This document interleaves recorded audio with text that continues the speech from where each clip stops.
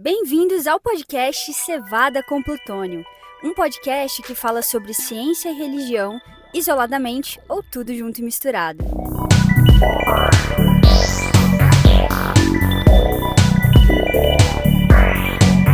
Olá, tudo bem com vocês? Bem-vindos a mais um episódio do podcast Cevada com Plutônio. Como o Thiago sempre fala, é o podcast que trata o seu cérebro como ele merece. Hoje nós estamos falando aqui com o professor Felipe Lemos, né? O professor Felipe já esteve aqui conosco em duas outras oportunidades aí. O episódio número 2, que ele falou aí sobre o dia do Senhor em Apocalipse, junto com o doutor Eduardo Cavalcante, né? Eduardo Cavalcante, um abraço aí se estiver nos escutando. E também depois, Felipe Lemos falou sobre interpretando profecias bíblicas. Você dá uma olhada, dá uma rolada aí nos nossos podcasts no YouTube, no Spotify, no Amazon, no Google. E aí você consegue localizar esses episódios aí se você quiser um pouquinho mais de informações aí. O Felipe está sempre ligado com os temas aí de profecias, de interpretação bíblica, mas o Felipe, ele é líder, né, um dos líderes aí de comunicação da Igreja Adventista, ele está sempre atuando aí na área, né, de riscos também, né, e tem uma formação nessa área. Felipe, seja muito bem-vindo, né, boa tarde, né, nós estamos gravando aqui numa tarde de domingo, então boa tarde para você. Para quem está escutando, é bom dia, boa tarde, boa noite, né? Mas, Felipe, seja bem-vindo mais uma vez ao nosso podcast. Muito obrigado, Alex. E que bom estar de volta, né? Poder conversar um pouquinho mais sobre esse tema que ele acaba tendo uma conexão lá com profecias também, né? Porque crise, profecia, risco, tá tudo meio. É verdade, é verdade. Há uma certa relação aí entre os temas, mas é bom voltar aqui para conversar um pouquinho, compartilhar algumas ideias e principalmente poder participar desse grande projeto que é o podcast Cevada com Plutônio, né? Um momento de reflexão muito importante. Obrigado, Felipe. Realmente, obrigado pelo grande também, né? A gente se esforça tanto aí, né? Ninguém é dedicado a essa função aqui. Nós fazemos isso como um projeto, né? Realmente uma missão nossa, mas fazemos isso com muito carinho, né? Com muito esmero dentro da nossa capacidade, das nossas limitações. Eu espero que para você que está nos escutando também, nosso podcast tenha abençoado a sua vida aí de alguma forma, né? A nossa proposta aqui é levar conhecimento, né? Tanto para o pessoal que é da igreja, quanto quem não é da igreja, né? Porque, enfim, nesse oceano de informações, né? Ninguém imaginaria que a gente estaria se afogando em desinformação. Então, quando você encontra uma fonte que leva informação de qualidade para você, e não sei se temos a pretensão de assim imaginarmos a nosso próprio respeito, né? Mas quando a gente encontra uma fonte, realmente é algo que vale muito, né? Então a gente tenta adicionar esse valor aí, tanto para nós mesmos quanto para o nosso ouvinte. E o Felipe, eu quero te dar os parabéns, Felipe, né? Porque eu assisti um programa que você fez aí, eu acho que você gostou dessa pegada de podcast. E eu assisti um programa que você fez aqui, um webcast com o pastor Rampona, o pastor Rafael Rossi, também com o doutor Vanderlei Dornelles, né? Falou aí sobre um tema extremamente importante aí quando houve a eleição, a confirmação da eleição do Donald Trump nos Estados Unidos, né. Então, assim, gostei muito, acompanhei aí com muita atenção, né, aquela cerca de 1 hora do programa que vocês fizeram aí. Então, se você não escutou, você que está nos ouvindo ainda não assistiu esse programa no YouTube, como é que quem está nos ouvindo aí acha esse programa aí no YouTube, Felipe? Dá a dica aí, como é que a gente encontra? Ah, legal. Esse programa foi uma iniciativa meio rápida e em cima do fato, mas a gente vai tentar fazer mais vezes esse tipo de conteúdo. Bom, para encontrar basta ir ao nosso canal no YouTube Adventistas Brasil, e lá você vai encontrar rapidamente essa live aí, que ficou disponível, relacionada às eleições, dos Estados Unidos e profecias, né. Então Perfeito. você procurando por aí, você vai encontrar fácil, fácil, essa conversa que nós tivemos com o doutor Vanderlei Donés, Rafael Rossi, o Jorge Camponha, e também fizemos em espanhol. Em espanhol tá em outro canal, mas isso é outra história. A gente também tem essa mesma entrevista, só que em espanhol. Bacana, se você quiser encontrar espanhol lá, procura no YouTube, você dá um jeito rapidinho, você encontra lá também. Então isso é realmente muito bom, eu acho que a igreja está precisando dessas informações, porque assim, para quem está nos ouvindo, né, talvez seja importante, declarar que diferentemente aqui de mim, do Thiago, do Ednardo, né, de outros participantes aí do nosso podcast, o Felipe, ele é um funcionário, né, da organização adventista, né, ele é um obreiro, né, então, esse programa que eu citei aqui, acabei de citar, ele é um programa oficial da igreja adventista, né. Lembrando o nosso podcast, se você escuta a Yasmin falando lá no finalzinho do podcast cada vez, esse programa que nós fazemos aqui, ele é feito por irmãos adventistas, mas não é um podcast adventista, né, oficial da igreja adventista. Então aqui a gente não fala com autoridade pela igreja, né. Mas esse programa aí que o Felipe gravou realmente é um programa produzido, né, pela liderança aí da Igreja Adventista, realmente é um programa que eu achei realmente sensacional, principalmente nessa época que nós vivemos aí de tanta intersecção, né, entre a religião e a política, né. E a Igreja Adventista tem uma filosofia, né, mundial, isso em nível internacional de, trabalhar inclusive, né, temos órgãos aí que trabalham pelo laicismo do Estado, né, a separação entre igreja e Estado. Mas isso é tema para um outro podcast, né, Felipe? Hoje não é o tema de hoje aí. Quem sabe um dia falamos sobre isso, né? Com certeza. O título que aparece lá é Eleições nos Estados Unidos e o cenário profético. Então esse é o título da live. Sensacional, muito bom. Mas hoje nós vamos falar sobre riscos, né, Felipe? Fala pra Com gente certeza. não, beleza. Fala pra gente um pouquinho qual que é a sua formação nessa área, um pouquinho da sua experiência e por que isso é importante a gente estar abordando no programa de hoje. Bom, eu sou formado, em comunicação com habilitação em jornalismo, mas desde o ano de 2004 eu virei um pouco a chave do jornalismo e passei a estudar mais e trabalhar com comunicação corporativa. E dentro da comunicação corporativa a gente tem uma área que está crescendo cada vez mais chamada gestão de reputação. E dentro da gestão de reputação, segundo alguns teóricos, nós temos uma área que é bastante interessante, que tem uma intersecção importante com a comunicação, que é a gestão de crise, a área de gestão de crises. Uma coisa puxa a outra. Então, eu acabei fazendo um mestrado em 2017, 16, 17, eu fiz um mestrado pela Universidade Católica de Brasília, e a minha abordagem foi justamente em relação à comunicação de crise e a ressignificação para uma organização religiosa, no caso a Igreja Adventista do Sétimo Dia. Então foi mais ou menos essa temática que eu abordei, e depois disso, e antes disso, eu tenho trabalhado já desde 2004, 2005 com gestão de crise em organizações. Comecei trabalhando em uma agência que atendia várias empresas e posteriormente me dediquei e passei a me dedicar exclusivamente com o trabalho de é um trabalho mais amplo de comunicação, mas envolve também comunicação de crise, gestão de crise de imagem com a Organização Adventista na América do Sul. Ao ponto de que mais recentemente, nos últimos anos, você acaba também tendo que estudar e interagir com a área de gestão de riscos, porque as duas áreas, elas são primas irmãs, elas se conectam. Então hoje está tudo junto, misturado e tentando potencializar um trabalho que é super importante. A gente às vezes não tem uma ideia da importância da reputação, né? A reputação é tudo que uma organização tem, é tudo que uma pessoa tem. Eu até brinco dizendo o seguinte: até depois da sua morte, você ainda vai ter a reputação. A reputação não morre, ela fica depois de morto, né? Então, inclusive, o que você fez em vida vai falar de você, mesmo quando você não estiver mais aqui.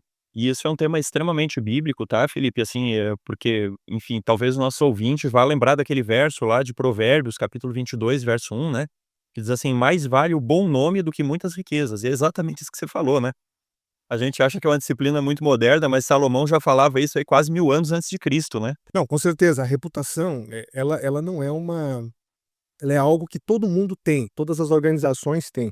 Aí já começa o primeiro mito que a gente tem que quebrar. Não, algumas pessoas dizem: "Eu não tenho reputação, essa empresa não tem reputação, essa igreja não tem reputação". Não, todo mundo tem reputação. Boa ou má, né? Não tem exato, o problema é alguns não têm uma boa reputação, mas sem reputação você não está, porque reputação tem a ver com percepção. E todo mundo percebe algo ou é percebido. Então, não tem como você fugir da realidade de que você é percebido e a sua organização onde você trabalha, seja uma igreja, seja uma fundação, seja um órgão governamental, seja uma empresa, seja uma startup, não importa. Algumas pessoas até dizem: "Não, empresas muito pequenas não têm reputação". Claro que tem reputação, claro que tem. Onde tem sociedade percebendo, onde tem gente percebendo, tem reputação. Então, a reputação ela é super importante. E você falou muito bem, na Bíblia esse conceito é muito importante. Eu até vou fazer já de início uma provocação. Deus está preocupado com a reputação dele. Muita Sem gente dúvida. não pensa, não percebe. Deus trabalha para reafirmar a reputação dele como um Deus justo, bondoso, amoroso. E isso perpassa toda a Bíblia. Você vai ver aí, em todos os momentos, você citou aí o Provérbios, mas se você for ao livro de Atos, você vai ver que a escolha dos diáconos, durante o período apostólico, foi baseada em reputação. Ali é interessante, porque a palavra aparece, de uma forma bem mais, próxima do que nós conhecemos lá no grego koiné. Aparece a palavra, aparece a ideia de, eh, reputação, de algo que diz respeito à sua conduta. Então, esse é muito, muito importante a gente entender que reputação não é algo que se limita a discussões teóricas, filosóficas. Não, reputação tem a ver com o seu dia a dia. Você que está me ouvindo tem que zelar pela reputação sua e o lugar onde você trabalha. Perfeito. Eu tenho também trabalhado na área de riscos já há alguns anos, né, pelo menos aí uns 6 anos, e a gente entre os muitos aspectos que a gente olha dentro da gestão de riscos, né, a gente trabalha com gestão de crises, né. E as crises podem ser de várias naturezas, né, você tem crise aí, enfim, você pode ter uma crise causada por uma pandemia, como a gente teve, né, você pode ter uma crise causada aí, por enfim, um fenômeno natural, né, um cataclismo, qualquer coisa nesse sentido, você pode ter uma crise reputacional, uma crise de imagem, né. Então assim, mas para que as pessoas realmente, né, o Felipe, pegando seu gancho aí, para que as pessoas não achem que isso é um tema que fica, escondido aí no âmbito corporativo, né, seja de grandes empresas ou então de grandes instituições e tal. Eu até queria fazer uma provocação também, né, Felipe, porque você pensa assim: olha, todo mundo sabe quem é um bom mecânico e quem é um mau mecânico, né. Você sabe onde você leva seu carro para consertar e onde você não leva, né. Mesmo que a pessoa seja um autônomo, mesmo que ela não tenha nem um MEI, né, um CNPJ lá, você sabe que aquela pessoa, a reputação dela é boa ou é ruim, né. Você sabe quem é um bom eletricista, você sabe quem é uma boa diarista, né, que pode vir fazer, que você pode, confiar aí a intimidade do celular para alguém, entrar nele, né, e enfim, estar aí com você, com seus filhos e a sua família. Então, assim, realmente a reputação é algo muito mais próximo do que a gente imagina, né, fazendo eco a essas palavras do Felipe, a gente talvez só não esteja tão acostumado a enxergar dessa forma, com esse nome, né. Mas é definitivamente algo que está no nosso dia a dia e sim, precisamos nos preocupar enquanto membros, enquanto profissionais, enquanto vizinhos e enquanto igreja também, né. Eu acho que é um ponto que a gente pode, explorar hoje, né, essa questão da reputação, igreja e etc e tal, né. Não sei se você concorda, né, Felipe? Não, concordo, concordo. E é por aí, é justamente a gente precisa, entender que todas as organizações trabalham com um ativo chamado credibilidade, confiabilidade. E isso não se faz, somente vendendo produtos ou serviços, né. E aí se você pega uma igreja, por exemplo, que foi o meu objeto de estudo, a igreja trabalha com um ativo muito importante chamado credibilidade, ou seja, você tem que, transmitir confiança para as pessoas que fazem parte de uma comunidade religiosa. Às vezes a gente tem uma ideia de que não, as pessoas vão para uma igreja porque elas querem, eh, elas só vão a uma igreja ou só buscam uma igreja, por exemplo, vamos colocar uma igreja cristã como exemplo, porque elas querem, ter um encontro com Deus, querem ter um desenvolvimento da sua fé. Tudo isso é verdadeiro, mas existe um elemento também que se chama, que tem a ver com a questão social. As pessoas também buscam uma comunidade religiosa porque elas querem se sociabilizar com outros. E aí entra o processo de confiabilidade e credibilidade. E se você não tiver uma boa reputação, você não vai atrair as pessoas.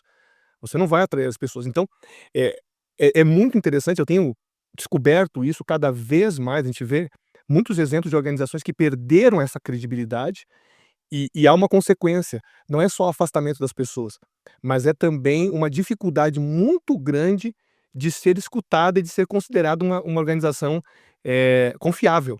E isso é muito ruim, porque perder a confiança não é só perder assistência de pessoas a programas ou até perder recursos financeiros, se nós pensarmos em doações e algo desse tipo, mas é também perder, a sua essência como missão, porque qualquer igreja cristã tem como uma missão, basicamente, pregar a mensagem de Cristo, a mensagem bíblica, o evangelho de Cristo, a grosso modo, estou colocando assim, né, há muitas variações, mas a grosso modo elas têm uma missão. Essa missão fica comprometida quando você não tem credibilidade, não tem confiabilidade. Então, não é só perder os membros, mas é também não conseguir alcançar os seus objetivos mais nobres, porque você não tem confiabilidade. Então, com certeza absoluta, gestão de reputação, gestão de crise, gestão de risco é um assunto para organizações religiosas também. Ô Felipe, então assim, já que você entrou nesse assunto, eu até tinha reservado uma pergunta para fazer para você, o que faz o que mais agride a reputação, seja de uma pessoa, de uma organização, né, porque imagino que dentro dos seus estudos aí é algo que você deve se preocupar bastante, né. Quais são os principais pecados aí das empresas, das instituições, das igrejas ou das pessoas comuns, né, no dia a dia, que mais ferem a reputação delas? Bom, 2 coisas que podem e devem ser compreendidas. Primeiro, a reputação, eu trabalho com um conceito que é um pouco diferente do que alguns outros autores trabalham. Normalmente você vai ver uma afirmação muito comum de que reputação é simplesmente a questão da percepção. Eu trabalho com a ideia de que a percepção dos públicos, das pessoas que interagem com uma empresa, com uma organização, é uma parte da reputação, porque a outra parte é a própria organização que desenvolve. Quando a organização faz uma comunicação, divulga seus princípios, mostra a sua missão, seu propósito, sua visão, ela também está, de alguma maneira, construindo sua reputação. Então, eu trabalho com alguns teóricos e estudiosos, como Luiz Carlos Yazbek, eh, entre outros aí que trabalham com administração da identidade, com a ideia de que a reputação é a combinação entre o que você é o que percebem sobre você e o que você diz sobre você, assim, de maneira simples. Porém, o que que indo pra sua pergunta, e aí em cima disso, então aquilo que de alguma maneira compromete aquilo que eu estou prometendo ser, ou que eu estou dizendo que eu sou, e aquilo que eu estou demonstrando, é justamente o que vai gerar a crise de imagem. A crise de imagem advém dessa diferença entre o que você promete, ou seja, o que você diz que comunica, seus valores, e aquilo que é percebido sobre você. E aí sim, aí tem muitas coisas que podem proporcionar essa crise, esse gap. Vamos lá, nas empresas, o que mais você vê hoje? Empresas que dizem que são sustentáveis, que são inclusivas, empresas que dizem que se preocupam com os seus clientes, consumidores, funcionários, porém, na sua prática, vocês não veem isso. A gente não vê isso. Você vê exatamente o contrário, é um descaso. Então isso gera uma crise de percepção de imagem. A gente às vezes pode ser levado a pensar que é só acidente, né, só aquele infortúnio. Rompimento de uma barragem cheia de detrito, rejeito de minério, aquele negócio, né. E sendo que você não trabalhou, por exemplo, riscos, quando você não gere riscos, ou não se preocupa em minimizar os riscos, e o risco é um pouco diferente da crise, né, o risco ainda é aquela coisa latente, aquela antecipação latente. Ele não materializou ainda, né. Ele não materializou, mas a crise já é a materialização. Perfeito. A crise de imagem é o problema exponencialmente, colocado diante de todos os públicos. Então, se você não trabalha bem o risco, não gere bem o risco, você poderá sim ter uma crise de imagem. Ô Felipe, E aí, então você precisa tomar cuidado com isso o tempo inteiro. nós temos um vício muito chato, que a gente só se preocupa com o risco depois que ele materializa, ou seja, depois que a vaca foi pro brejo, depois que acontece.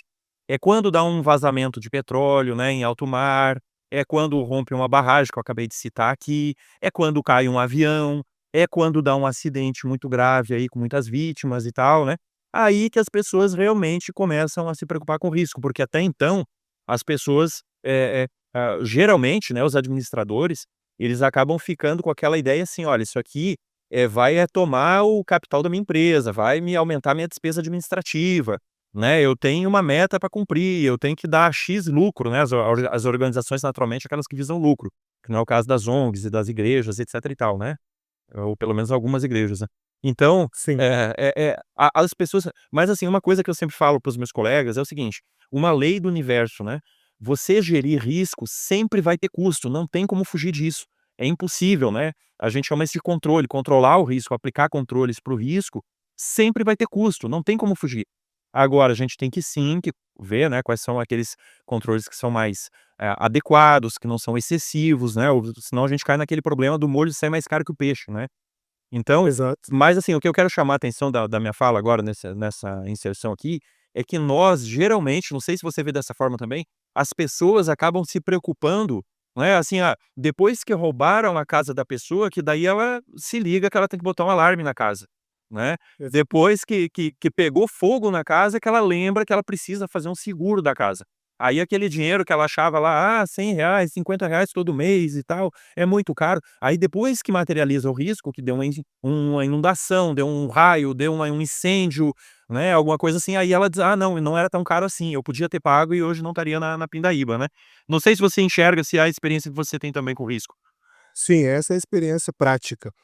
O o que você vai gastar depois com a crise, e aí nós estamos falando de perdas financeiras gigantescas, muitas vezes de algumas organizações, além da perda de credibilidade, que é um cálculo de algo intangível, que você nem consegue mensurar corretamente, porque perder a confiabilidade é perder o nome, como diz a Bíblia. Já viu aquelas empresas que tiveram de mudar de nome? Pois é, eu não vou entrar em detalhes, mas uma grande construtora desse país teve que mudar de nome. E por que ela mudou de nome? Porque ela perdeu credibilidade, ela perdeu confiabilidade. A gente citou uns 2 podcasts atrás de uma aeronave, né, que era o Fokker 100 da TAM, que sofreu um acidente. Acho que foi naqueles podcasts em vídeo que a gente gravou lá.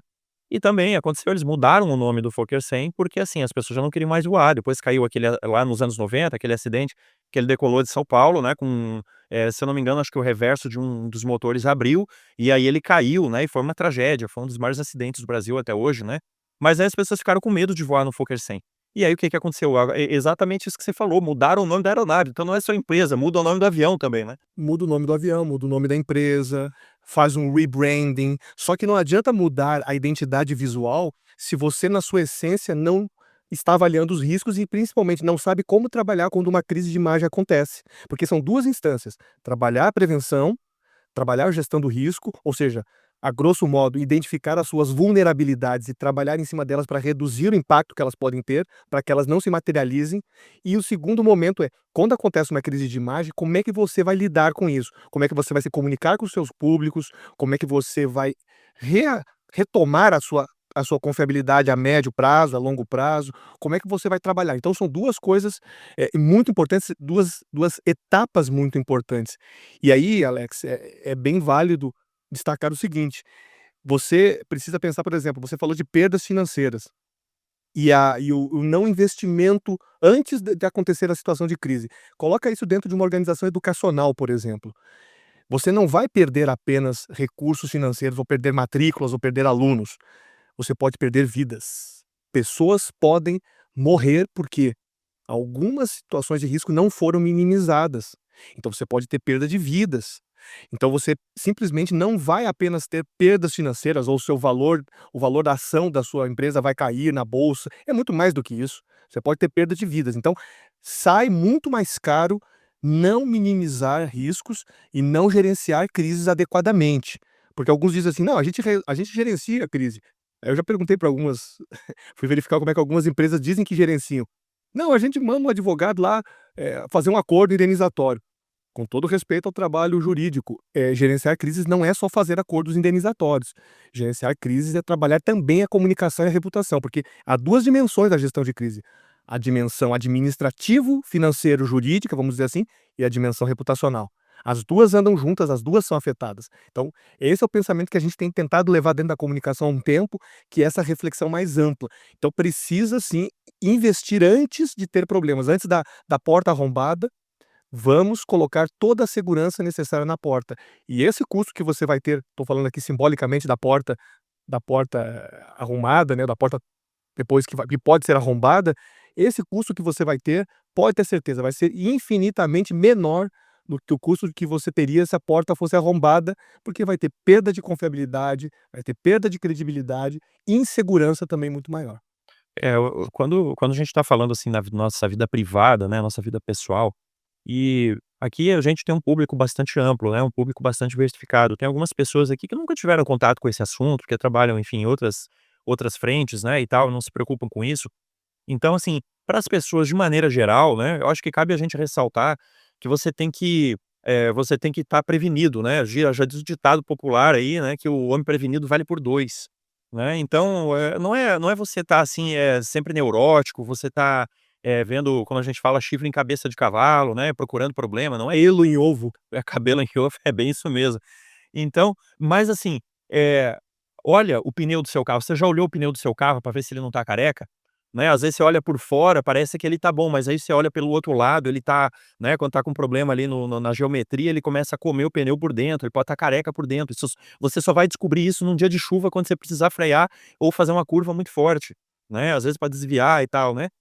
Mas olha só, a gente não olha isso. Você já olhou o nível do seu óleo? "Ah, não, mas tá dentro da validade ali, eu troquei o óleo", tá, mas você sabe que pode baixar o óleo do seu carro ainda assim? Você olhou, né, você olhou a água do radiador, você olhou para ver se não tá suja, se ela tá cor de rosa ali ainda, né. Eu tô falando aqui de situações, assim, corriqueiras, né, até peço perdão pela singeleza, tá, Felipe. Mas assim, Mas é isso mesmo, é a gestão de risco, a gente tem que estar preparado, a gente tem que cuidar, é isso mesmo. né, porque a hora que você descobre que teu pneu tá careca, às vezes é quando teu carro tá tochado um poste, né, e é um problema seríssimo isso. É isso mesmo, é isso mesmo. E aí aquela história, quando você passa por uma situação, aí que tá, quando você trabalha esses riscos com uma certa antecedência, mesmo que houver um problema, você vai estar melhor preparado do que se você não tivesse feito nada antes. Essa é uma diferença, muito grande, muito grande. Tem um episódio na Bíblia muito interessante, lá no Sermão Profético, quando Jesus avisa para levando em conta o futuro, ou apontando para o futuro, que quando os seus discípulos, vissem determinados sinais, eles fugissem, saíssem de Jerusalém. Por quê? Porque Jerusalém seria destruída.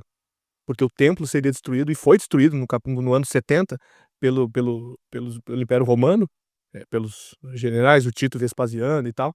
A história tem bastante detalhes disso. Mas ele avisa, e muitos cristãos se refugiam em Pela, uma cidade, se refugiam em outros lugares. Por quê? Mas porque o problema veio de qualquer jeito, entendeu? A destruição de Jerusalém aconteceu, ele não impediu a destruição de Jerusalém, mas quem ouviu e minimizou os riscos foi embora. É igual a parábola das 10 virgens também, né, 5 estavam preparadas, né, para o risco, tinham ligado o risco, né, as outras 5 Totalmente, totalmente. A Bíblia está cheia de exemplos de gestão de risco e de crise. Isso é muito legal, quando você faz um olhar diferenciado. Então é super importante as pessoas olharem e pensarem assim: "O que eu preciso fazer para reduzir os impactos negativos do que pode acontecer?". Eu estava assistindo justamente uma série sobre uma série sobre um problema de uma erupção vulcânica e de um tsunami numa ilha paradisíaca lá da Espanha, e é importante quando os alertas La que Calma, não é? exatamente, eu estava assistindo, Famosa, é famosa. impressionante.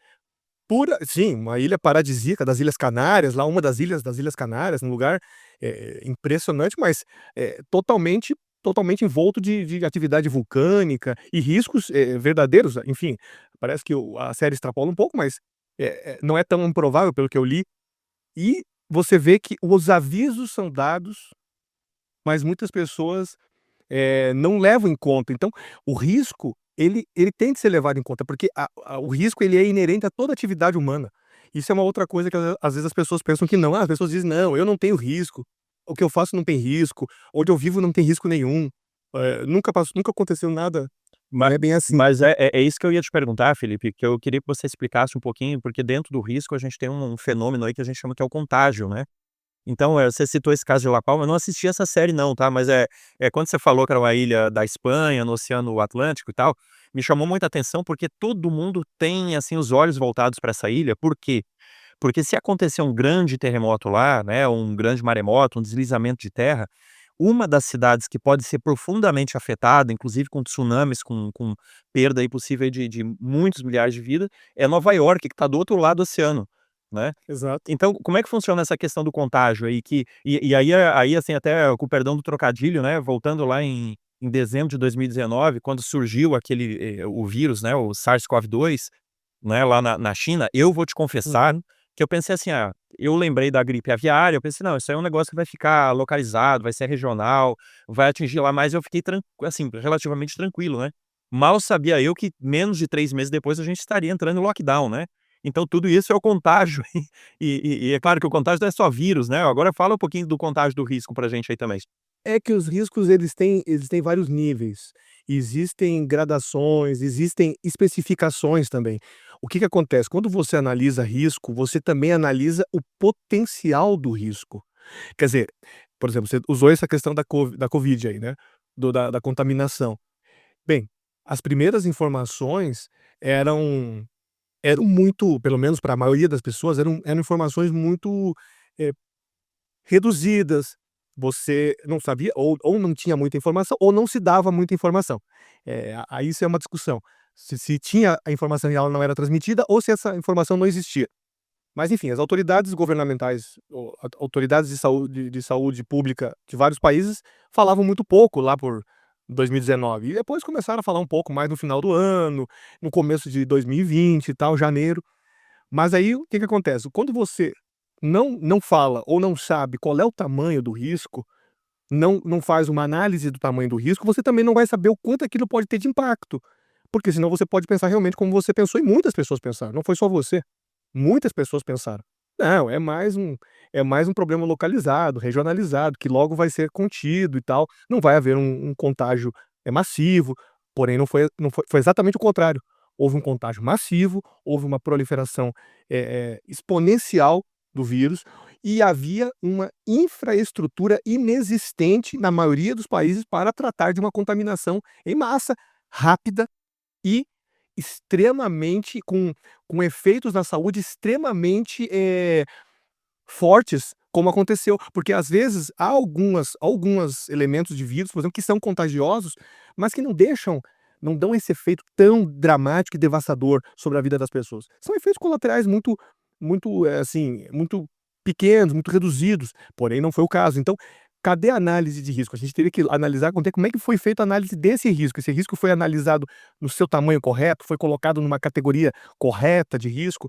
E aí, tem um outro aspecto também, né, Alex, que é o que você faz quando o negócio começa, que é quando a crise se instala, né. Eu acredito, tá, Felipe, eu acredito até que por parte aí dos cientistas aí, né, dos epidemiologistas e tantos outros profissionais aí que trabalham na área, eu acho até que eles tinham uma dimensão. Agora, aí entra naquilo que eu falei antes, né, existe um abismo entre o que o corpo técnico fala e aquilo que o tomador de decisão às vezes acaba fazendo, né. Ou seja, porque, cara, você chega lá e diz assim: "Olha, tem um risco alto aqui de dar uma pandemia". Cara, isso em 2019, no início de 2019, você falar isso, era a mesma coisa que você dizer assim hoje: "Olha, tem um risco grande de cair um meteoro na Terra", né.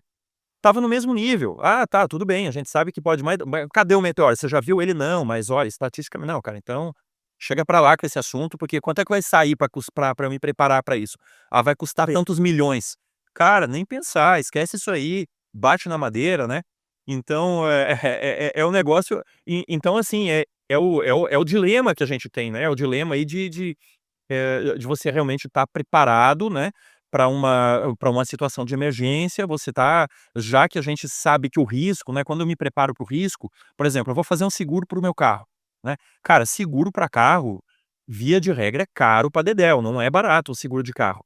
Aí você pensa assim: "Cara, quanto é que eu tô pagando aqui, sei lá, 1.000, 2.000, 3.000, 4.000 reais no seguro do carro?". Cara, quanta coisa eu podia fazer com 4.000 reais, né. E aí você não vê valor, porque você é um dinheiro que você está pagando lá, mas você não está recuperando ele diretamente, né. Mas aí por isso que eu digo, né, quando materializa essa crise, né, que a pessoa vai dizer: "Puxa, agora eu tô aqui, bati num carro, aí bati, né, Deus o livre, bati numa Mercedes, aí eu tô com prejuízo aí de 120.000 reais, agora aquele 4.000 reais fica parecendo é barato demais, né". Não foi nada, né, não foi nada, você vai ter uma perda muito maior. Agora veja que tem um outro aspecto importante, que é quando o risco se torna crise, né, que é um outro aspecto extremamente importante, que a gente também trabalha muito na comunicação. Como é que você faz para reverter quando acontece um problema que afeta a imagem de uma organização, de uma pessoa, como é que você faz para reverter essa imagem negativa, essa percepção negativa? Porque como eu falei, crise é crise de imagem é fundamentalmente uma questão de percepção. É uma maneira como determinado fenômeno, determinada organização, determinada pessoa, como é que eles são vistos pelos públicos com os quais eles interagem. Então, esse é uma outra dimensão que eu acho que a gente, vale a pena a gente conversar um pouco aqui. Como é que você trabalha para isso não se tornar um problema maior ainda, e como é que você faz para recuperar a confiabilidade, ou seja, melhorar a reputação? E não é tão simples, mas também não é complicado. E hoje existem pelo menos 3 premissas extremamente importantes quando a gente fala de gestão de crise de imagem. A primeira delas é: você precisa restabelecer a sua coerência de discurso. Ou seja, quando acontece, por exemplo, acontece um acidente. Que cai naquela questão, assim, de como você preservar a sua reputação, né. Acho que isso você falou aí da coerência do discurso, né. Coerência do discurso, ou seja, se você diz que você é de uma maneira e aconteceu um problema que causou uma dissonância aí na percepção, você tem que mostrar que aquilo foi pontual, que você está trabalhando para melhorar os seus processos, a sua conduta, enfim, que você está tentando resolver aquilo ali. Segundo ponto importante, hoje, mais do que nunca, você precisa, eh, ser rápido e rapidamente interagir com os públicos. Nós estamos falando de um mundo onde a velocidade digital ela é impressionante. Tudo é rápido. as reclamações são rápidas, as queixas são rápidas. Eu fazia uma aula aí, dia desses, com a fundadora do site Reclame Aqui, que é bem conhecido. E ela falava sobre a importância de ter processos que acionem rapidamente uma resposta, na plataforma que eles criaram, para dar uma explicação, uma providência, ou direcionar algum tipo de providência que a organização está adotando em relação a determinada queixa, em relação a determinada reclamação. Isso é super importante, você tem que ser ágil hoje em dia. Quando eu comecei a fazer gestão de crise em 2004, as redes sociais não eram tão Nem existia roteadoras. redes sociais, era o Gmail, a rede social acho que era o Orkut, já tinha Orkut do Rico Pastor, acho que tinha, né. Acho que tinha. Elas não norteavam o comportamento das pessoas do jeito que norteiam A hoje. maior parte das pessoas hoje nem sabe o que que é Orkut, né. Acho que é Ela não sabe. acho que é um laticínio que você compra lá no supermercado, lá que fica do lado da noninha. Tem Orkut com lactose e sem lactose. Agora o Gmail, por exemplo, mesmo o e-mail era muito usado como aquela formalização e tal, vou mandar um e-mail, vou receber o e-mail, vou esperar o e-mail, não sei o quê. Hoje não, hoje é tudo, internet é que nem água encanada, que nem energia elétrica, todo mundo tá aí no ar, todo mundo utiliza, e aí você tem que ser veloz, porque a rapidez das reações. E o terceiro ponto é a mudança de comportamento do mundo. Hoje você precisa estudar como é que as pessoas pensam e como é que elas se informam. Hoje a gente brinca muito que gestão de crise, gestão de reputação, você tem que estudar mais o comportamento humano, ou tanto quanto tecnologia digital, porque você tem que estudar tecnologia, claro, inteligência artificial, todo esses sistemas que estão aí se desenvolvendo, mas você tem que estudar uma coisa que é muito antiga, que é o ser humano. Você precisa entender como é que o ser humano lê as coisas, como é que ele interpreta, como é que as pessoas estão pensando, o que elas veem, como é que elas percebem, porque se você não souber fazer uma comunicação rápida, uma comunicação autêntica e uma comunicação na linguagem que as pessoas entendem, você não vai gerenciar bem uma crise, e aquilo que estava ruim pode ficar pior, tá? Eu já vi várias situações em que uma situação de crise eu já vi várias situações em que uma crise ficou maior do que ela estava originalmente. Por quê? Porque a forma como foi dada uma resposta foi pior. Estava mais inadequada do que o próprio problema que deu origem àquela crise. Como a gente diz em outro ditado popular, a emenda saiu pior que o soneto, né. Ou o remendo Tem saiu pior que acontecido. o soneto, é. Não, isso é muito mais comum do que se imagina. Com certeza. Mais comum. Olha, a gente você tocou num ponto que eu realmente deixei anotado aqui para falar contigo sobre isso, porque assim, você vê, né, entrou numa crise e rapaz, eu lembro de um caso trágico que aconteceu lá em Santa Catarina, na igreja lá, eu fico assim, me dá uma angústia até hoje, assim, é difícil até de falar, né, de uma criança que faleceu lá no norte do estado, lá dentro de uma igreja, né, umas condições assim, obra das trevas mesmo, né, que aconteceu. Mas rapaz, aquilo deu, assim, um desgaste tão grande, eu acho que foi um impacto tão grande para a igreja, e por que que eu estou introduzindo esse assunto?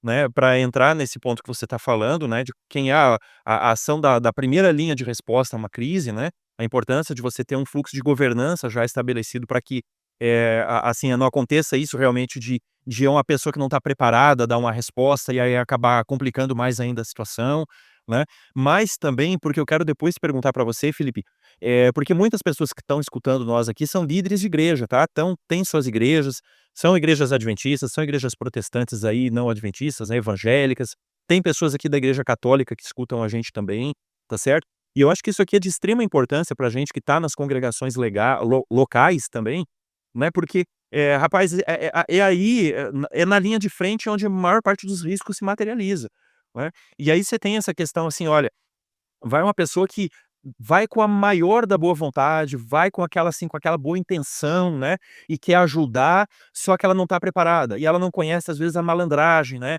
dos canais de comunicação, das pessoas ali que são aproveitadoras, que estão ali realmente para hoje mais ainda com as redes sociais aí para se promover, para divulgar uma treta. A gente teve o caso aí semana passada que a gente comentou no podcast, do caso da janela lá do avião, né, a pessoa que filmou nem era a parte diretamente envolvida ali no problema, mas acabou divulgando, isso aí ganhou o país, né, então tem toda uma série hoje de complicadores, né, e aí a gente precisa dessa linha de governança, a gente precisa saber, olha, eu lembro uma vez, estava acontecendo uma questão funcional lá na empresa que eu trabalhava lá em Florianópolis, né, isso há mais de 10 anos atrás, e aí a imprensa foi lá e tal, e aí o repórter chegou e começou a conversar com a gente, só que eu percebi que ele estava com a câmera ligada embaixo do braço, fingindo que não estava e com o microfone ligado também, né. Aí ele chegou para mim: "Ó, o que que tá acontecendo aí e tal". Aí a hora que eu comecei a falar, ele já sacou o microfone debaixo do braço e já foi trazendo na minha boca. E tudo que eu falei para ele: "Olha, eu não tenho autorização para falar nada, você procura a assessoria de imprensa da minha empresa e ela vai dar a resposta que você está precisando". Pronto, né. Mas assim, e quantas pessoas vão na boa intenção e acabam falando, às vezes falando o que não deve falar, ou fala na sua perspectiva que não representa realmente a realidade, né, ou fala o que às vezes algum opositor está querendo ouvir, né. Qual que é a tua experiência com relação a isso aí? Seus conselhos nessa linha também? Muita experiência prática, mais até do que o mestrado. No mestrado a gente só fala de teoria. Sim, sim, Aí normal. na prática eu vivenciei isso muitas vezes. Você, aliás, parabéns, você deu a melhor orientação numa situação como esse pedido de entrevista. Obrigado, obrigado. Só certeza, esse é o caminho, andai por ele.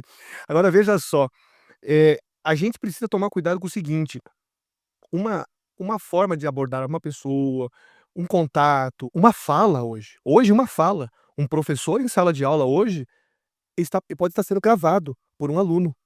Tudo bem que tem algumas leis aí Sem ele que saber, né. impedem o uso de sem ele saber. Tudo bem, estão surgindo algumas leis aí para impedir o uso de celular em sala de aula, ok, mas a gente sabe que as leis estão aí, mas também estão aí os que conseguem burlar a lei. Então, ele pode ser filmado, ele pode ser gravado, qualquer fala que é colocada publicamente, até mesmo numa conversa de WhatsApp, de Telegram ou de qualquer outro sistema, ela é uma fala pública, por mais que esteja escrito lá criptografia de ponta a ponta, ok, tudo bem, não vou nem entrar no mérito, você é até mais especializado nessa área aí do que eu, sabe que segurança total em sistemas Cara, eu vou te falar uma coisa, tá, como alguém que trabalha muito com risco de tecnologia da informação, tá. Você pode ter o sistema fazendo um parênteses bem rápido aqui, você pode ter o sistema mais top do mundo, tá, pode ser aquele cara lá que desenvolvido lá no MIT. Sempre que tem um ser humano envolvido em qualquer uma dessas pontas, a criptografia é de ponta a ponta, mas o ser humano que tá nas pontas não é criptografado, entendeu? Então, se assim gostei dessa. então você tem assim, olha, você tem aquela questão, né, aquele ditado popular, mais um, né, o segredo entre dois, só matando um, e é verdade, cara. Depois que você mandou um negócio pra fora, eu já falei isso no outro episódio, depois que você mandou uma coisa pra fora do seu celular, esquece, não é mais seu, é do mundo. Esquece. É do mundo. Exatamente isso. Então é isso aí, você resumiu, eu gostei dessa frase, eu vou até usar nas minhas palestras aí. A criptografia de ponta a ponta, mas nas pontas o ser humano não é criptografado, gostei. Resumiu bem. Veja, é muito importante as pessoas entenderem que tudo que nós fazemos hoje tem um caráter mais público, mais, amplo. Aquilo que você falava somente entre seus parentes hoje, ganha dimensões hoje grandes, estratosféricas. Basta um primo, um sobrinho ali, postar o vídeo no TikTok ou no Instagram, e aquilo que era uma conversa privada se torna uma conversa pública. E veja, pasme você, tem governantes no mundo que são afetados por conversas particulares que eles tiveram, por momentos que eles consideraram privados ou absolutamente íntimos. Nada escapa ao escrutínio, da divulgação pública. Então, por tudo isso que a gente tem que tomar cuidado com o que a gente fala, como a gente se comporta em relação às outras pessoas. Pode parecer meio chato isso, a sociedade está ficando chata. É possível, mas ao mesmo tempo você tem que conviver com isso, principalmente uma organização, e aí eu volto à minha pesquisa, e também o foco aqui que eu sei que o podcast tem um foco mais religioso, eu volto com a questão das organizações religiosas. Uma organização religiosa não pode se dar ao luxo de querer de dar informações ou dos seus líderes, ou das pessoas que fazem parte da sua organização, falar de uma maneira que tudo que elas falam pode ser interpretado de várias maneiras, com muita linguagem dúbia, muita despreocupação ou muita irresponsabilidade. Então sim, o que você fala, o que você faz hoje é percebido. Já viu aquelas pessoas que dizem assim: "Eu não me importo com nada que falam sobre mim. Eu não tenho preocupação nenhuma". Isso é mentira. Todo mundo se preocupa com o que o outro fala. Basta ver que você não sai de casa vestido de qualquer jeito ou andando de qualquer jeito. E se alguém faz isso, é alertado. Pode ser que algumas pessoas não se preocupem realmente com a vestimenta, com a maneira como falam, mas a médio e longo prazo elas vão ter dificuldades sociais impressionantes. Então todo mundo, em alguma maneira, em alguma medida, se preocupa com a percepção do outro. Isso vale totalmente para as organizações. Então não existe a menor possibilidade de você não cuidar com o que você fala. Então precisa ter processo para algumas coisas. Você falou desse episódio lá em Santa Catarina. Eu acompanhei esse caso em 2007. Um caso muito triste. Você vê que uma situação em uma igreja local, numa cidade no norte de Santa Catarina, acabou tendo repercussão internacional, porque levantou várias questões: segurança na igreja, cuidado dos pais, cuidado das pessoas que deveriam ou que poderiam cuidar de uma criança que está dentro de um templo, em uma reunião pública, investigação policial, percepção sobre pessoas que de repente podem, ter más intenções ou até mesmo estrutura predial que facilita acidentes. Tudo isso passou a ser discutido com mais força, a partir de episódios como esse. Então, gestão de crise, gestão de reputação é algo que impacta totalmente a vida, tá? Felipe, eu quero falar para quem está escutando a gente aí, que seja um irmão nosso adventista, ou seja um irmão nosso aí evangélico, pentecostal, protestante, católico, né? Aliás, um abraço para todos vocês aí que nos acompanham. Uma coisa que a gente tem que ter muito na nossa mente quando a gente está falando de gestão de risco é o seguinte: olha, eu tenho uma norma para ser seguida. Eu tenho que seguir junto às autoridades civis, né? E aí a gente fala aí de prefeituras, bombeiro, defesa civil, né? Todos esses órgãos aí que estão envolvidos, né, com questão de segurança, com risco, etc e tal. Ah, hoje tem norma para tudo, né? Rapaz, você quer entregar seu prédio, você quer ter uma igreja bacana e tal, uma das últimas coisas que você vai se preocupar é com isso. Então, a hora que você tem que gastar dinheiro com isso, você tem que gastar energia, tempo com isso, às vezes você não consegue um alvará e tal, porque não cumpriu uma norma e você precisa adequar o projeto, e você acha isso sim uma coisa extremamente complicada, né? A gente tem que botar uma coisa na cabeça: se você cumpriu a norma, por mais chata que ela seja, se acontecer um problema, esse problema não é seu.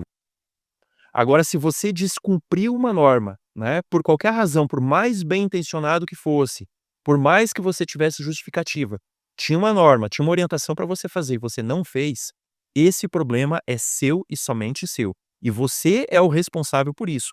E isso pode te acompanhar por mais tempo do que você pensa que pode te acompanhar, né? Então, assim, as consequências podem ser mais amplas e elas podem ser mais profundas e elas podem durar mais do que a gente está acostumado, né? Então, assim, você que é um líder de igreja, né, que você está nessa responsabilidade, olha a questão saída de emergência, conformidade com os bombeiros, extintor de incêndio, né?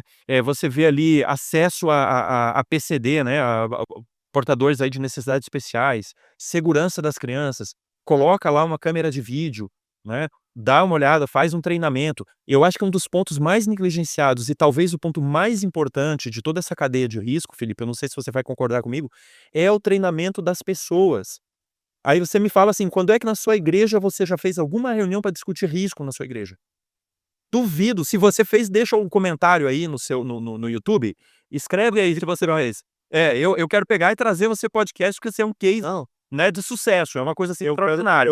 eu quero comentar, eu quero conversar com você e fazer uma entrevista. É.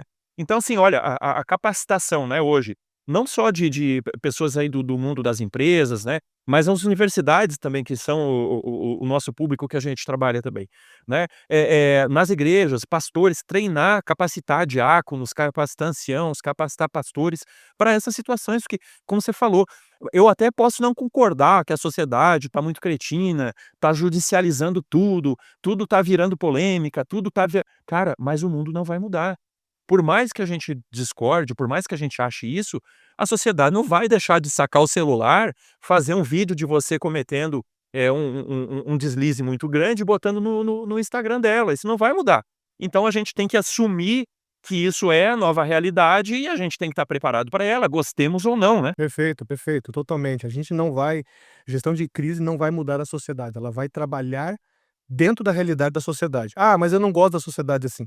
Eu também não gosto. Por isso que a gente espera que na eternidade essa realidade seja radicalmente modificada, porque a gente não quer.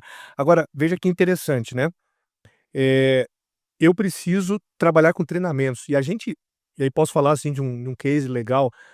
Eu tenho trabalhado com treinamentos de contenção de crise, há alguns anos agora, nos últimos 3 ou 4 anos eu comecei a trabalhar com a rede de educação adventista, em várias partes da América do Sul, sobretudo no Brasil, mas em outros países também. A gente está fazendo treinamentos para fazer o que a gente chama de mapeamentos de crise, com protocolos para responder a várias situações. Além disso, com o apoio da nossa gestora de riscos, que a organização adventista possui, que é uma empresa, uma instituição. Firme, né? A RM, uma coisa assim, não é? A ARM, que é a gestora de riscos, a gente tem trabalhado com o quê? Com treinamentos, por exemplo, de situações de atiradores ativos. Já tem sido feitos treinamentos em várias unidades escolares. Claro que não foram feitos treinamentos em todas as unidades. Isso também não é tão simples de fazer e não é tão rápido. Às vezes a gente também tem que lembrar que treinamento de crise, de risco, não é uma coisa colocada dentro da rotina das empresas e das organizações do Brasil. O Brasil não tem essa cultura tão desenvolvida ainda, como tem, por exemplo, nos Estados Unidos, na Austrália, onde a gente vê, onde eu sei que tem bastante desenvolvido isso. Então, a gente tem começado um trabalho de conscientização e de treinamento. Eu estou falando em nível de organização adventista, mas eu sei que existem empresas que também estão começando a fazer esse trabalho com mais intensidade, com mais regularidade. Então, há uma luz no fim do túnel. Se começa a fazer um trabalho de educação. Essa é uma das minhas metas, inclusive o fato de nós estarmos conversando aqui já é um trabalho de educação também. Esse podcast eu vou utilizar também, divulgar como um instrumento de conscientização e de educação Show de bola. para a gestão de reputação, porque isso também faz parte, falar sobre isso já é um passo valioso. Um abraço para você. Falando. Um abraço para você que está escutando nosso podcast aí por recomendação do Felipe, então, tá? E que bom, continua com a gente no nosso podcast aí. A ideia é que cada vez a gente tenha mais pessoas engajadas nesse processo educacional, porque a conscientização disso aqui, ela é lenta. É aquilo que você falou lá no início, as pessoas às vezes olham para o custo de fazer uma prevenção ou de fazer uma gestão, um gerenciamento mais correto e dizem: isso aí não tem nada a ver, custa caro, é muito chato. Claro, prever situações difíceis e colocar o que você quer fazer é chato, é enfadonho às vezes. Mas pior ainda é você estar despreparado para uma situação de crise e pior, nem ter pensado sobre o que você poderia ter feito ou o que você poderia fazer. Então é pior ainda. Lembre-se sempre, gestão de reputação diz respeito à confiabilidade e credibilidade e pode salvar vidas. Não se trata apenas de evitar maiores custos financeiros. Tem a ver com salvar vidas. Dependendo da natureza da organização, você pode estar salvando gente. Então, é super importante, por isso que eu milito, vamos colocar assim, usar essa palavra com bastante cuidado, eu milito nessa área há algum tempo, porque eu acredito na importância dela para uma sociedade funcionando melhor e com mais cuidado, com mais proteção. Inclusive, eu faço parte de um grupo que se chama Cultura do Cuidado, onde tem vários gestores de crise e reputação de várias organizações do Brasil. E até de outros países, até de Portugal e outros países. E eles também têm essa mesma ideia, cultura do cuidado. Você cuida das pessoas. Quando você faz gestão de crise, gestão de reputação, você cuida das pessoas, e cuidar das pessoas é o que Deus espera que a gente faça como cristãos, né? Sensacional, Felipe. Eu antes de terminar aqui, eu só queria fazer pegar um gancho aí que ficou para trás, que eu não queria deixar de passar essa oportunidade aqui. Porque, assim, nessa questão de gestão de crise, de gestão de riscos, né? Aí a gente tem risco climático, tem questão de impacto socioambiental. Algumas empresas, elas vão pelo caminho de você fazer uma aparência, né, de que você está cuidando do negócio, quando na realidade você não está, né? Isso, quando a gente está especificamente na área ambiental, por exemplo, a gente fala isso que é o greenwashing, né? Tipo assim, é uma lavagem verde. Então, assim, na realidade a empresa não tem nada de segura, ela não tem nada de sustentável, mas ela faz uma açãozinha, outra ali e tal, para dar uma aparência de que tá cuidando né, do meio ambiente, cuidando das pessoas e tal. Enfim, agora o que é importante a gente dizer é o seguinte, cara, esse é um caminho muito ruim, porque mais cedo ou mais tarde as pessoas, isso tende a acontecer cada vez mais cedo, as pessoas vão perceber que aquilo ali não é efetivo, né? Vão perceber que aquelas práticas ali, elas são, como a gente diz, né, só para inglês ver, elas não têm uma utilidade realmente prática, ela não muda, né, o comportamento das organizações. Então, assim, mais do que nunca, a gente precisa pensar, né, em gerenciar esses riscos, cuidar da nossa reputação, cuidar das pessoas, como o Felipe colocou muito bem aí, mas de uma maneira efetiva. Não só para, porque aí o bombeiro vem aqui, não me incomoda, e aí tal, né? Porque existe muito disso, né? Fazer para inglês ver. Mas não é isso, porque senão a coisa perde completamente a razão de ser, né? Não, você tocou num ponto extremamente importante. Até vou praticar o autorresumo aqui para não me estender muito, mas é super importante isso que você falou, Alex. Eu me empolgo com esse tema, né? Por quê? Porque você ser autêntico é você ser responsável. Então você falou muito bem da prática de greenwashing, e hoje tem um monte de outros termos já, que falam quando você diz que é inclusive não é, quando você diz que se preocupa com, por exemplo, com liberdade religiosa das pessoas no ambiente de trabalho, isso é uma coisa super importante, mas não há respeito, um cuidado com a pessoa que tem uma crença diferente da maioria, uma crença minoritária. Tudo isso hoje precisa tá dentro de um conceito chamado walk the talk. Quer dizer, você tem que andar do jeito que você fala. Você tem que andar do jeito que você fala. Então, para andar do jeito que você fala, você precisa estar preparado para assumir aquilo que você coloca lá no slogan. Já viu que tá cheio de slogan bonito aí nas organizações, né? Muitas organizações vão lá, gastam milhões no marketing para mudar slogan, para mudar a identidade visual, para criar uma nova peça publicitária, um novo filme publicitário. Isso não adianta nada se tal mudança não vier acompanhada de mudança de comportamento, porque a mudança de comportamento é que vai criar uma mudança de percepção, e aí vai evitar crises, vai minimizar as crises que porventura venham a acontecer. Então não se engane, você precisa, como organização, como ser humano, isso vale para o ser humano individual, né? Você quer ter uma boa imagem, seja autêntico, mas ser autêntico é tomar cuidado com o que você fala, para que você não vá se contradizer. Quer dizer, muitas vezes uma pessoa diz assim, eu sou um cristão, eu acredito nisso, mas você aparece, tira fotos, é flagrado, fazendo vídeos em lugares inapropriados, fazendo coisas que um cristão normalmente não faz, você vai criar uma dissonância, você vai criar uma crise. É uma crise, a crise é o gap entre aquilo que as pessoas percebem e aquilo que você diz a seu respeito, né. Sensacional, Felipe. Eu acho que a melhor maneira então, né, de a gente ter uma boa reputação cristã é a gente ser cristão de verdade, né, principalmente quando ninguém tá vendo, né. Perfeito, perfeito. Você tem que ser cristão quando ninguém está vendo, porque quando alguém publicamente, flagrá-lo, você vai naturalmente expressar aquilo que você já vive. Não vai precisar fazer como seria, vamos lá, um Christian washing, seria uma visão cristã mentirosa. E as pessoas não aguentam. Crosswashing, né, vamos criar o termo aí, crosswashing. Crosswashing, exatamente. As pessoas não suportam essa Hipocrisia, né. incoerência, essa hipocrisia, essa incoerência, as pessoas não suportam mais, ninguém confia em quem diz uma coisa e faz outra. Então não se engane, gestão de crise e gestão de reputação passa por autenticidade, mas autenticidade é responsabilidade. Sensacional, Felipe. Muito obrigado. Essa hora voou, hein? Realmente é um tema muito empolgante, pelo menos para nós aqui, mas eu acho que a gente conseguiu trazer, Felipe, um pouquinho, né? Porque, assim, se a gente for falar dentro do meio corporativo, a gente tem um público, né? Eu acho que eu e você vamos nos entender bem na nossa conversa, mas o nosso objetivo aqui nesse podcast também foi trazer para as pessoas que não estão diretamente envolvidas com esse tema, entender assim que isso sim é um assunto seu, sim, é algo que você tem que se preocupar, seja na sua casa, seja na sua empresa, seja na sua igreja, seja aí, sei lá, na sua universidade, né, enfim, qualquer espaço. Porque assim, viver é um risco, né, como diria o Ben Carson, tem o livro que ele publicou aí, que eu li alguns anos atrás, Risco Eu li Calculado. também, Risco Calculado, muito bom esse livro. Muito bom, um livro muito acessível, né, escrito para pessoa comum, não é escrito para o mercado profissional aí. Então, assim, vale a pena, né, ler lá na CPB, entra CPB, Charlie Papa Bravo, né, .com.br, e compra lá o livro Risco Calculado, vale muito a pena, né, eu acho que é como você tirar proveito do risco, inclusive, para cumprir os seus objetivos pessoais, eu acho que é muito bom nesse ponto aí. Mas assim, Felipe, obrigado, tá, eu acho que é muito bacana a sua contribuição aí, o trabalho que você tem feito, né, quero dar os parabéns. Eh, assim, nos tranquiliza, né, que assim, que a organização, adventista tá levando a sério, né, essas questões aí, isso mostra realmente uma preocupação, uma seriedade, né. Eu acho que eu não falei lá no início, mas o Felipe ele trabalha aí na parte da Assessoria de comunicação. assessoria de comunicação, mas é para toda a América do Sul, né, ou pra a maior parte dos países da América do Sul, né. Sim, para a maior parte dos países da América. São 8 países, se eu não me engano, né, Sim, do Equador até o Uruguai, incluído o Brasil. incluindo o Brasil. Então, assim, sensacional, né, o trabalho que vocês têm feito, parabéns.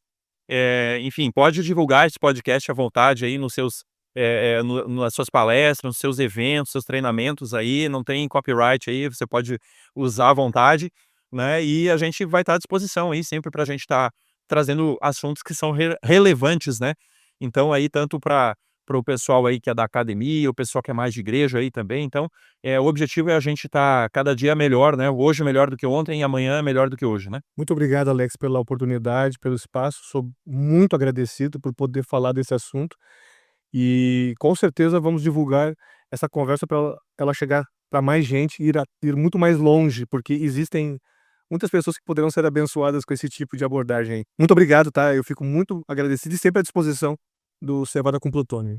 Obrigado, Felipe. Olha, obrigado para você também que nos escutou, tá certo? Olha, se você gostou desse podcast, você acha que tem alguém que precisa ouvir isso que você escutou hoje, que te fez bem, te ajudou de alguma forma, te abriu os olhos, os ouvidos aí para alguma questão que você precisa cuidar melhor, compartilha esse podcast aí com outras pessoas, deixa o seu like, escreve nos comentários se você quiser escutar um tema específico, se você gostaria que a gente trouxesse algum tema que a gente pudesse aprofundar mais, deixa nos comentários aí do YouTube, né? Deixa o coraçãozinho aí no Spotify também, e assim você vai nos ajudando, né, no nosso projeto também do Cevada com Plutônio, de alcançar cada vez mais pessoas, a gente poder cumprir a nossa missão aí, tá certo? Um grande abraço, Felipe, mais uma vez, um abraço para você também que nos escutou, e até a próxima quinta-feira, você já sabe, no podcast Cevada com Plutônio. Até lá, tchau, tchau.